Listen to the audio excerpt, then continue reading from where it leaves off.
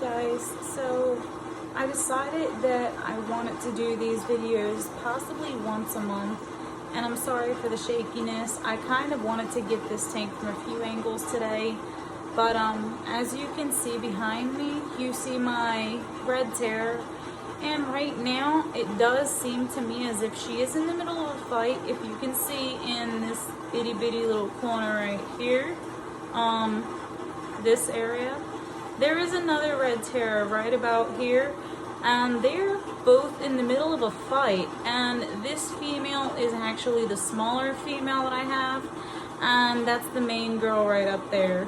So the other big one is playing it smart, and she's on the other corner over there. And for those of you that think that a tank like this is big enough to stop fights, this is a 220 gallon tank, and they're still fighting. So that's why I say it's always good to have a big tank, but even still, you always have to pay really good attention. And he all of a sudden decides he wants to block you guys, so we're just gonna try to show you them both. I'm sorry, it's a crappy video, but as you can see, my two female red terrors are in the middle of a fight, and my parrot is just swimming around. She doesn't give a care in the world because that's her girlfriend fighting right there, and yeah, she knows she won't get hurt, so anyways, I'm sorry for the glare you guys are gonna see for a minute, but this is one of my males right here, and you already see my two girls in that area, and over here you can see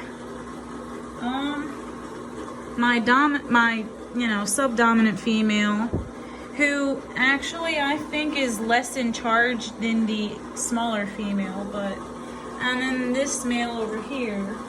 So right now, okay, this is the other male right here. This is the dominant male in the tank. He's the one that's been getting beat up by all the girls. He's unloved, poor guy. But 6 red terrors in a 7-foot tank, and they're all still fighting. So again, I am going to have a bigger tank eventually, but this is all just to show off that you can have a big tank and there's always going to be fights, because from my perspective, you almost never get to see anything above 180 gallons in a pet store, and I've been working at one for a few years now, and this tank is super big, but even still the fish fight. You can't really stop it unless you give your fish more than enough room where everybody's wherever they want to be, and eventually these guys will also need that. So this is just to show you guys. These fish get 2 feet, mind you, and I'm sorry I'm not in front of the camera, so it's a little harder to see. I can't flip it around, but she's 9 inches, and she's my bully right now. And then my less dominant male there, he's like 7 inches. He's about the size of the female that was just fighting, and this is my dominant male. He's about 6 inches, and nobody really cares about him, but I kind of just wanted to show you guys that you can have a really big tank and things can still happen. And as you guys can see, my water is actually looking pretty brown, and I did kind of want to talk about that for just a short minute. And it was to talk mostly about the pieces of wood that I have here. I could not name every single one of them, so I'm just going to skip it because I have multiple pieces. And the reason that I do have some wood inside of this tank is these actually leak tannins into the water, which does start to stain your water kind of brown, and my goal is to kind of mimic the naturalistic look right now, so I want the brown water, and it's pretty clear. I do have to clean my tops to help the lighting go through, but I also have the graded lid, so it does make it a little weirder to look in anyways, but I am just showing you guys a small little update. This tank has been looking phenomenal to me, and I just wanted the reminder, there are still 7 little fish that are swinging around in this tank here, and I don't know where they are right now. The one is right there. So if anybody wants to take a quick little guess and tell me what these fish are, you know, if you're following my Instagram, like I said, I'm sorry, but you cannot take that guess. But if you guess what these are, I will give you a shout out for the next video. 7 of these little guys, and they are all just insane. They hang out and nobody's noticed them yet, which is nice because it's literally next to my dominant girl here, and even she doesn't care about them. But take a guess, I'll give you a shout out. Just wanted to show you guys what all is happening inside this tank, because things like this I almost never get to see.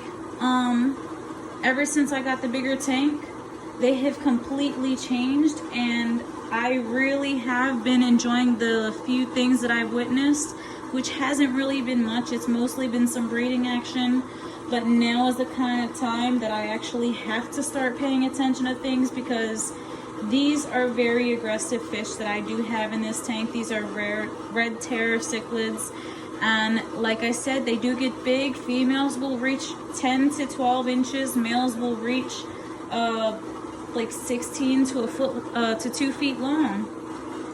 You have to have the proper tank size and care requirements for these fish for them all to be happy. So one step at a time. I went from a 75 to a 220 in 2 years, and my next step can only be another large tank. So I just wanted to show you guys how everything is doing, and to give you all that quick little update, and to let you guys know that I have actually decided that I am going to start doing some more informational videos, and I am actually going to talk about my fish again, as I did say on the last video. And I will be breaking every single fish that I have down into its own little section.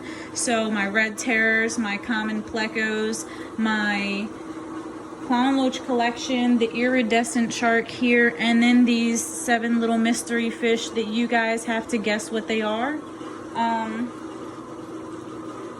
And right now I also wanted to just point this out, because you're going to be seeing this in the next couple of videos as well. So right now there's a yellow lab in there. He's only going to be there for a few days, and then I'm going to switch him out with a holding female that I have in my African cichlid tank upstairs. So there is more cichlid breeding to come, and I honestly can't wait for that. But you will also be hearing a few mystery facts about fish that I am breeding every now and again, and just I'm planning on doing a lot more, but it's just one step at a time. So just a short little video, and I do hope that you guys enjoyed it.